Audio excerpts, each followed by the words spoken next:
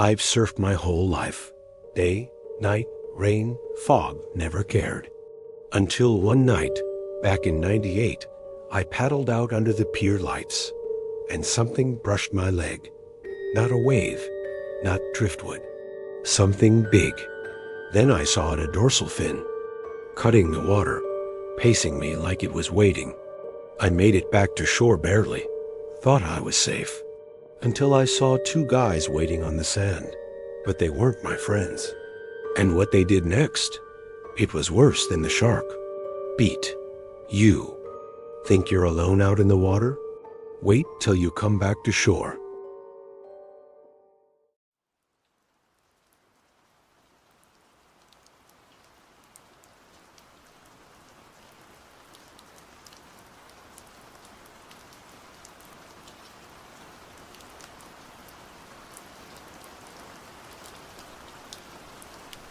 I've been surfing since I was 12 years old. Grew up just outside of Ventura, California, where the beaches aren't always perfect, but they were ours. It's where the locals either smoked weed or rode waves, usually both. I didn't care much about school and didn't care much about anything except the water. I came real close to dropping out during senior year just to chase that pro circuit, but that was really a fantasy. Our beach didn't get that seasonal big swell like Huntington or Santa. Cruise, you couldn't get enough practice in. And my parents, God bless them, weren't about to bankroll some half-baked dream with a busted-out van and a sponsorship from a local taco shack. Still, I stuck with it all through college, all through my 20s. Hell, even now when my knees pop and haying, my shoulder gets sore after 3 hours. Surfing was the one thing that never really got old. Every time I paddled out, it was like I was 12 again, waiting to catch the next big one. Out of all the ways you can surf, dawn patrols, lazy summer afternoons, winter wetsuit sessions, night surfing was absolutely my favorite, hands down. There was something about it that just felt primal, like you were getting away with something. One of the piers near me had this huge H halogen light that cast these long, eerie glows off into the surf. You couldn't see everything, but you could see. Enough. You had to trust the board more than the wave, and I liked that. It made me feel sharp and alive. The night itself was in late September of 1998, and the days were getting a lot shorter. I remember because I had this busted-up 612 that I've been riding all summer. I just patched the tail fin for the 4th time. I was supposed to meet a couple of buddies out there, Dave and Micah. Solid dudes. We surfed a lot together. I hadn't heard from them all day, though. But this was pre-sale, so you just got to show up and hope that your friends do, too. Sometimes they didn't, and it's not that big of a deal. I got to the beach around 9, waxed my board, did a couple of stretches, then jogged out to the breakers under the glow of those pure lights. The tide was strong that night. Waves weren't clean. They were big, messy, with a strong sideways current. They had a punch. They could throw you if you didn't time it right. And I really liked that challenge. So I paddled out and didn't look back. At that point, I still thought it was going to be a perfect night. And that first hour was killer. The waves were coming in strong sets, 4 or 5 at a time, and I was catching nearly everyone. I took a couple of hard slams too. One where I got rolled so bad that my leash nearly snapped. I came up sputtering and grinning like an idiot. That's the thing with night surfing. Everything feels amplified. The cold, the impact, the speed. Your instincts sharpen up quick. And there's no lifeguard watching, no beach crowd to impress or to disappoint. It's just you and the ocean, and of course, whatever's under it. I kept glancing back at the sand, expecting to see Dave and Micah running out, boards under their arms. I saw a couple of figures eventually way down the shoreline near the edge of the light spill. 2 guys, walking along the sandbar, kind of just meandering. looking like they were carrying something. Bags, maybe, or six-packs. I figured that was them. Their silhouettes looked about right, and it made sense they'd want to watch a bit, maybe drink before. Paddling out. So, I gave them a couple of long, dumb hay waves from out on the break, but they didn't wave back. I figured maybe they couldn't see me in the dark. I kept surfing, caught a gnarly left-hand drop that pitched me forward hard, but I rode it clean. When I popped up, I saw them again, sitting in the sand now, just sitting there watching, not moving much. I figured they must have gotten too stoned or drunk to bother getting wet. Fair enough. I've been there myself. But something about it just didn't sit right with me. They weren't talking. Not that I could hear from, at least in the water. And their posture was super weird. They weren't fiddling with anything. No bottles or joints. Just planted watching. I tried to ignore it and paddled back into position. Sat on my board and watched the horizon. There was another good wave building. I leaned forward and started paddling. And that's when something bumped my leg. Not a tap, a bump. Firm and gliding. A solid, thick pressure that ran along my shin for way too long. 10, maybe 15 feet worth of movement. I froze. I didn't yell. I didn't move. Just jerked my knees up and sat on my board like a statue. My brain started short-circuiting, playing the same word over and over. Shark, and then it happened again. This time it passed to my right side. The water lifted a little, and the shape beneath was darker than the rest. I turned and saw it just for a second. The long rise of a dorsal fin slicing through the surface. No tail slap, no splash, just that big fin breaking the water in a slow, lazy line. I lost it. I started paddling toward the shore like my life depended on it, screaming for help. But the words died out, swallowed up by the night surf and the hum of the pier lights buzzing overhead. I kicked and kicked, and my arms were burning, a heartbeat screaming in my ears. Behind me, I could hear the water moving. Not loud, not thrashing, just moving. Whatever it was pacing me. Close, but not shooting for me just yet. I looked back once. Big mistake. I couldn't see the fin, but I could see the wake. It left. A trailing V that cut across the black water. Steady as hell. The beach felt 1,000,000 miles away from me. My muscles were locking up, but I hit the shallows. Finally, caught a wave that pushed me forward like it wanted me out of there too. And I rode it belly down all the way in. My board skidded onto the wet sand.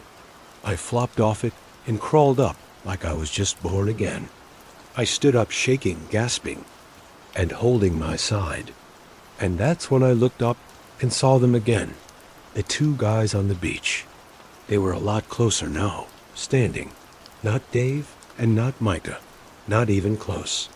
One was tall, really tall, with a mop of curly hair and no shirt on, just a loose flannel tied around his waist. The other was shorter, built like a fire hydrant, holding a can of beer and wobbling a little. "Hey," I said breathless. "Do you guys see that? That big ass shark just circled me out there. And I mean big. It's still out there." They didn't answer. Me. Instead, they just took a couple of steps forward. The tall one just grinned at me. "Are you out here all by yourself?" And that voice made my stomach turn, slurred but focused. Off somehow like he was drunk, but knew exactly what he was doing. "I was supposed to meet my friends," I said, backing away, trying to grab my board. They didn't show. "Guess they left you hanging, huh?" the shorter guy said. He crushed his beer can and then tossed it aside. I took another step back from them. "Look, man, I'm just trying to get my stuff and go." "Yeah," the tall one said, "let's help him get his stuff." And then they rushed me. I didn't have time to run, and I barely had time. To lift up my board, before they tackled me into the sand. The tall one hit me first, knee to my ribs, and then a hand around my throat. The other kicked my side, and then again. I curled up trying to scream, but he jammed a fist in my mouth. My lips split. I tasted blood, and fists began to rain down on my head and my neck. They laughed as one of them shouted, "Surf's up, bitch," and kicked my board out toward the tide. The shorter one yanked his zipper down and pissed on me. Full stream right on my chest. I was so stunned that I hardly moved out of the way. I tried to fight back, landed this weak kick, and it earned me another elbow to the ribs. Then just like that, they were walking away like it was all a gag. Just a couple of passes, looking for a soft target. Should have stayed out there with the shark. One of them called back laughing, and then they just vanished off into the dark. And I was left there covered in piss, sand in my eyes, and my ribs were on fire. Behind me, out in that black water, something was still moving. I laid there for a long time. Didn't even move, didn't cry. Just stared at the glow of the pier lights through my swollen eyes, listening to the ocean, breathe in and out like it hadn't seen anything. My side throbbed. My lip was split open and bleeding in the corner of my mouth. The piss was already drying on my chest. Eventually, I sat up. Every muscle ached, and I shuffled towards the edge of the surf and let the waves just rinse me off. Not really because it helped, but because I couldn't stand the smell. The water felt colder now, cold and toxic. I kept watching it, half expecting to see that fin again, cutting through the shore, break back to finish what those two didn't. Eventually, my board washed back in, dinged up and sandy, nose cracked. From where they kicked it, I grabbed it anyway and limped back to my car. I hardly remember the drive home, just the way the steering wheel felt against my busted knuckles. My vision kept doubling. I kept thinking about that fin in the water. Too, the way those guys laughed at me. I never saw them again. I didn't go to the cops either, because what would I say? I got beat up on the beach by two drunk strangers in the dark. They pissed on me. Unless you were dead or famous, nobody really gave a shit after that night. What stuck with me wasn't even the shark. It wasn't even the beating. It was the moment after standing there bleeding, chest burning, salt water stinging, and realizing that I was completely alone, that nobody saw it, nobody stopped it. Just me, the water, and whatever was in it. I still surf to this day. I'm not going to give that up. I never will. But I don't surf at night anymore, especially alone, and not anywhere near that pier.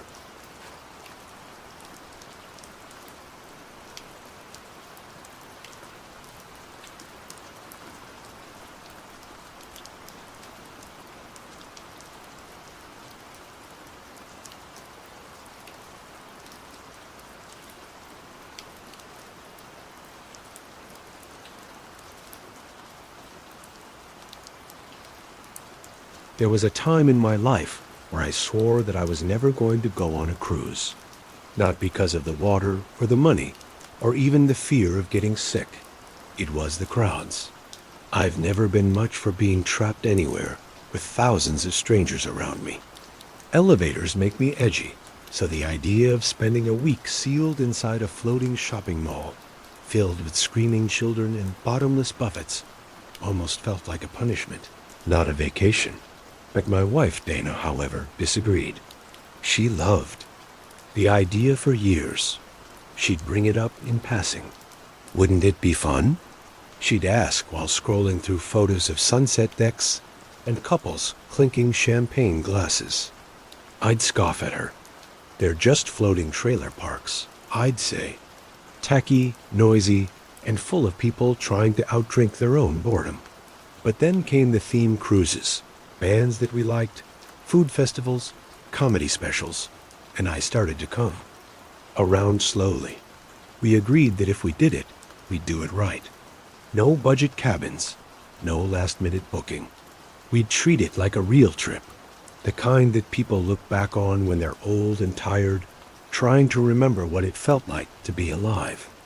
We planned it down to the hour, booked a stateroom with a private balcony, and picked a 7-day route with multiple ports. We lost a combined 35 pounds, so we wouldn't feel like couch cushions in swimwear. Dana even splurged on new luggage, which, for her, was the final sign that she was really excited. This was early 2019, February. We had just got out before CO became a 5-letter curse word.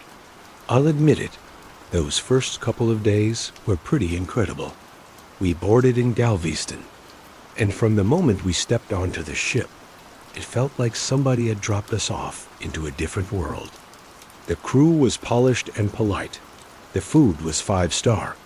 There were steel drum bands on the pool deck, karaoke in the lounges, and open bars that kept the cocktails flowing like rivers of rum. The air smelled like sunscreen and fried shrimp and salt. Dana kept squeezing my hand, whispering to me, "See, I told you." I honestly have never felt so wrong in my life, and not in a bad way. It was like waking up in somebody else's body and realizing they had better taste. We spent that first night dancing, drinking, and laughing until we collapsed into bed, grinning like idiots. It was one of the best days that we'd had in years. It's too bad that that didn't last, though. Day 2 was even better. We woke up late, ate French toast, mango syrup, drank mimosas in the solarium, and booked a couple's massage for the afternoon. There was a surprise concert that evening, too. Some bellist pop singer Dana used to play in the cars years ago. We danced to it like idiots, a little drunk, more than a little sunburned, and didn't care one bit about it either. It was warm out on the deck, the stars were clear, and the ocean looked like black glass stretching into forever. We got back to our cabin after midnight, laughing about how bloated we were. I kicked off my sandals. She stripped down into a swimsuit.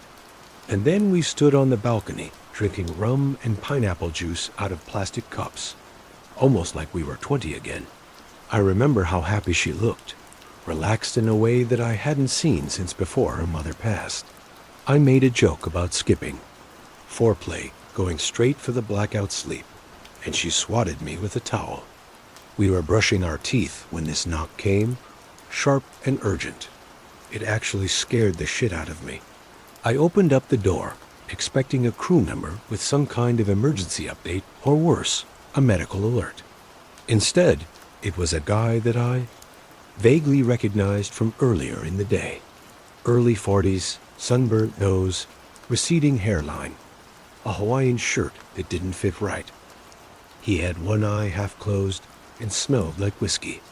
His buttons were mismatched, like he'd thrown himself together, in some kind of hurry. "Hey," he said. No intro, no smile. "You guys got to keep it down."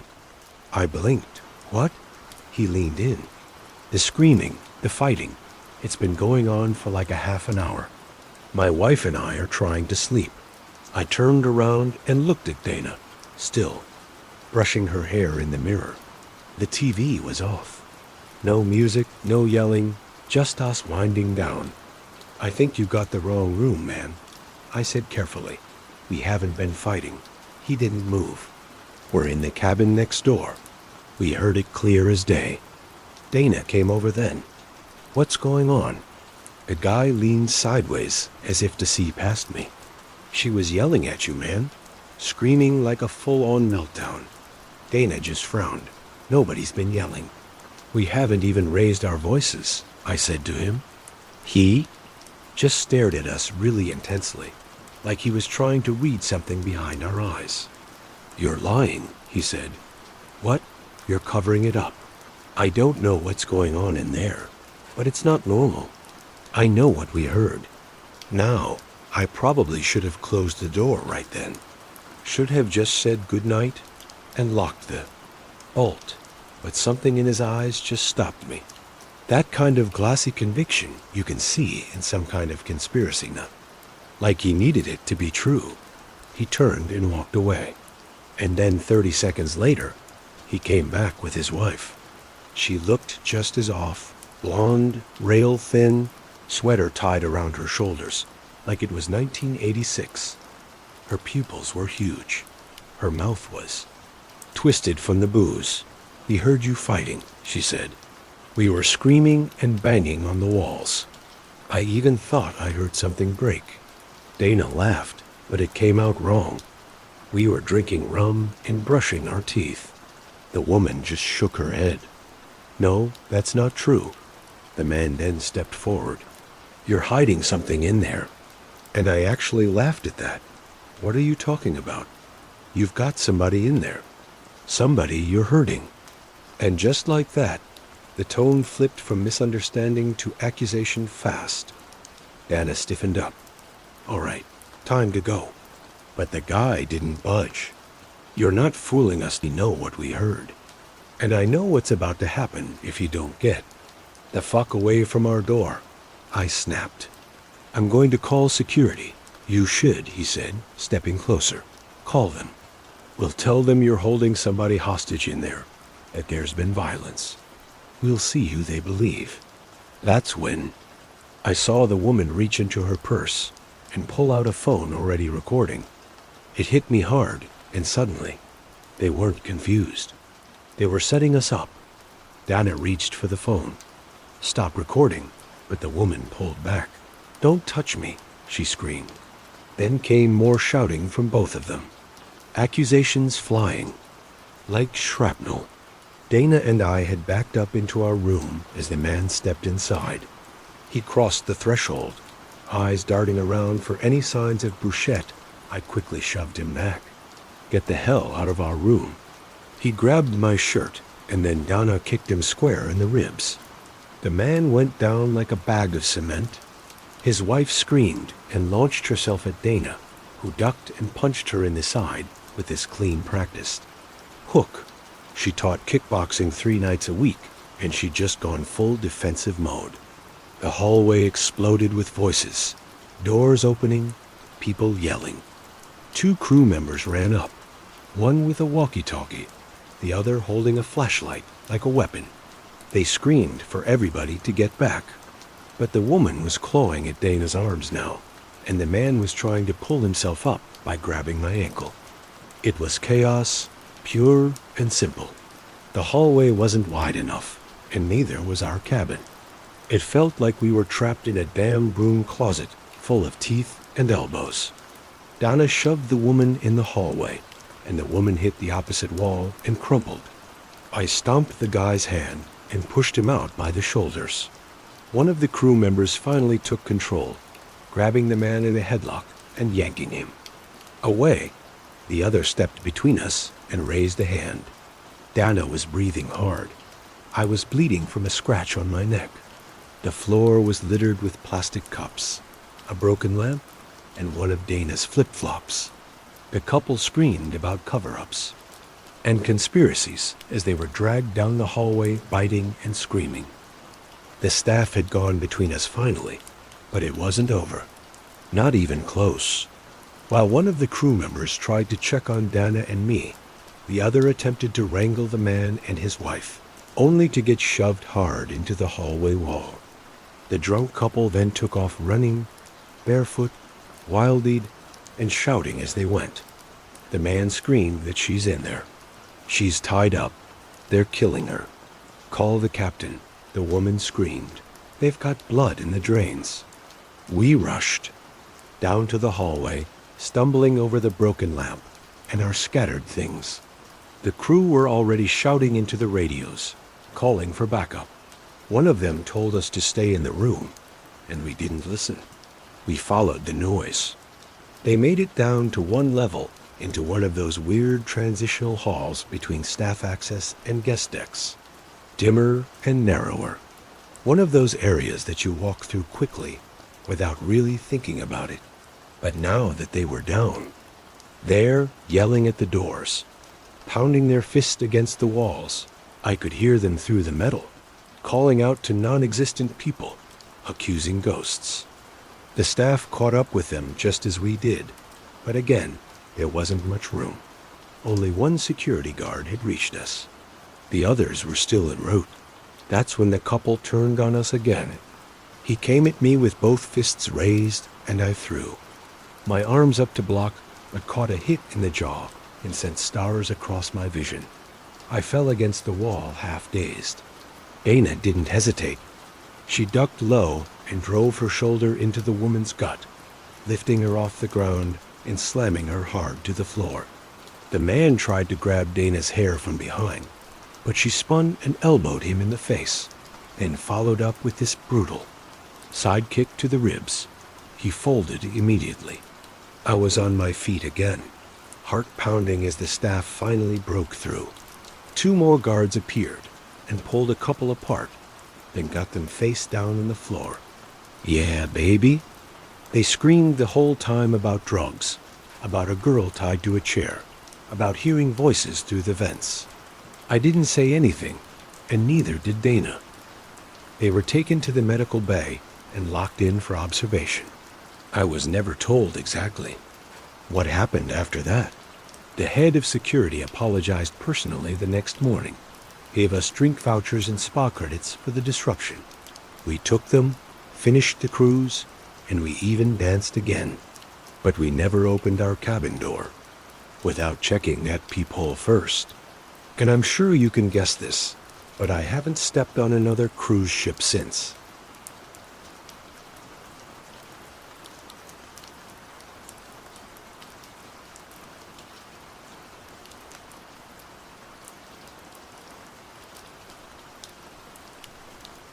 I am not what you call an outdoors guy. I don't hunt. I don't camp. And up until that summer, I'd never fished a day in my life. I wasn't against it exactly. It just never really grabbed me. But my friends eventually wore me down. There were 4 of us in that group, and the other 3 had been trying to get me on the water for years. So that July, I finally said yes, and I'm not really sure why. Maybe it was because the heat was making me stupid. Maybe I just needed some kind of change.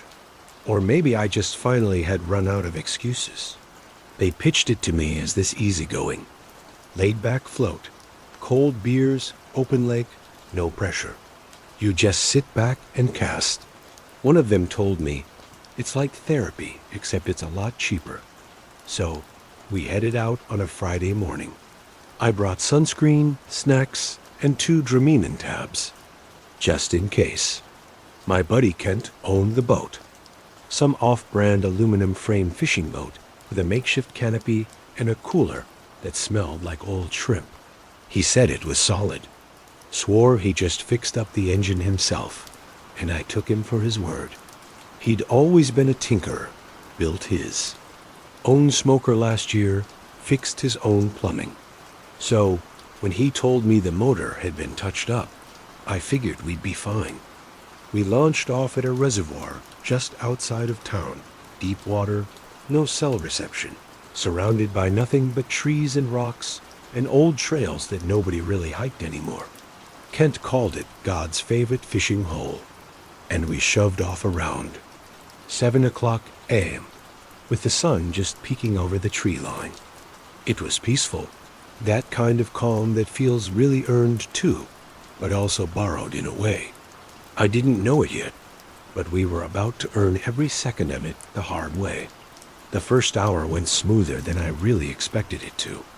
I got the hang of casting, even caught a little bluegill. The guys cheered me like I just landed a shark. And Kent showed me how to thread a worm without losing half of it. And Dustin, our designated smartass, just kept yelling at me, reel with intent, every time I hooked something. Eventually, I started to relax, and the beers did help. That steady rhythm of rocking on the water, the soft lap of the waves against the hull, the sound of cicadas building off in the trees. The boat itself looked like it had seen better days, but it held. Kent then steered us to a few different spots, some tucked low under cliffs and others wide out in the open. He kept an eye on the engine every time he started it, gave the pole cord a coupling yanks, listened close, and then muttered something under his breath, but every time it worked. A little rough on the idle, but it pushed us out just fine. I'd say around noon, we hit the flat off the eastern ridge of the lake. Calm water, lots of shade, barely even a breeze. And that's when things started to get a little weird. The engine gave a kind of whine when Kent shut it off. He tapped the side of the motor and muttered, "Damn, primer might be sticky again." I looked it over. "You sure this thing's all right, man?" Kent immediately waved me off, purring like a kitten, just a picky one. So I let it go. We anchored and fished for another hour. I caught 2 more. Dustin dropped the tackle box overboard and screamed. The sun got higher and hotter. By the time we decided to move again, I was sweating through my shirt and thinking about lunch. Kent then stood up, twisted the throttle, and gave that starter cord a hard yank. And that's when the engine exploded. It didn't stall or sputter. It detonated. A sharp bang followed by a flash of orange, and a fireball that leaped 3 feet in the air. The noise was deafening. I hit the floor of the boat out of reflex, ears ringing, skin crawling from the heat. Dustin yelled. Mike yelled something as well, but I didn't catch it. The motor was fully engulfed in flames. Thin black smoke was pouring out of it, stinking of gasoline and scorched paint. Fire licked up the back end of the boat, dancing across the metal siding, like it wanted to eat the whole thing. "Water," Ken shouted, grabbing a plastic bait bucket and tossing lake water at the blaze. It hissed and popped, but didn't go out. "Shit, it's the gas line." We scrambled. I found an old cooler lid and used it to splash more water on it. It barely seemed to help, though. The flames were moving fast. Mike was panicking, already halfway. Jumping overboard, Kent yelled for the emergency kit. "It's under the center bench. Red case." I dove for it, yanked open the latch, and found it. A beat-up red plastic canister with rusted safety pin and a fading sticker that said fire suppressant. "Pull pin and spray directly." I got it. I screamed. Kent spun around, shielding his face from the heat. "Use it now." I pulled the pin and squeezed. A white fog erupted from the nozzle, thick and bitter, smelling like powdered metal and bleach. I sprayed the engine until foam coated everything, motor, railing, floor. The fire sputtered, fizzled, and then one last flare as it choked out with a wet hiss. Smoke was hanging in the air, and nobody was moving. The boat was blackened at the back. The motor was completely done, melted in places, wires hanging out like burned hair. We sat there soaked in sweat and foam, catching our breath in stunned silence. The boat hadn't sunk, and I guess that was really the only good news, but the engine was dead. We were a long way from shore, too. We didn't say much after that. The adrenaline had left us completely drained and quiet. The smoke thinned out, but the back of the boat was still warm to the touch. And that engine looked like it had been pulled straight from some kind of plane wreck. Kent stared at it like it had betrayed him, and I guess maybe it had. "It's like a mile to get back," Dustin muttered. "Maybe more." Mike didn't answer. He was still pale and kneeling in the middle of the boat, hands shaking slightly. I handed him a bottle of water and started digging through the emergency kit again. No radio, no flares, just a second fire canister, a poncho, and a whistle. "Guess we're rowing," I said. Ken nodded. "Yeah, we're rowing." We grabbed whatever we could. Paddles, a square net handle, even a broken oar somebody had stuffed under a bench seat. It wasn't graceful, and it wasn't fast, but we did move inch by inch, splash by splash. Started creeping back toward the boat launch. 3 hours. That's how long it took us. My shoulders burned. My palms were blistered, but we didn't stop. The sun scorched us from above, and the lake mocked us with this perfect stoneness. We passed 2 boats along the row. Both waved like it was nothing. Nothing was wrong, and nobody waved back either. When we finally hit the dock, nobody cheered. We climbed. Out like survivors, loaded the boat without a word, and promised to never really speak of it again. Later that night, I found a burn on the back of my calf, where some of the flames must have kissed me during the chaos. I hadn't even felt it at the time. That was my first fishing trip. It was also my last. I'll eat fish. Sure, I'll even stand on a dock. But if you ever see me on a boat again, just know something has gone terribly wrong.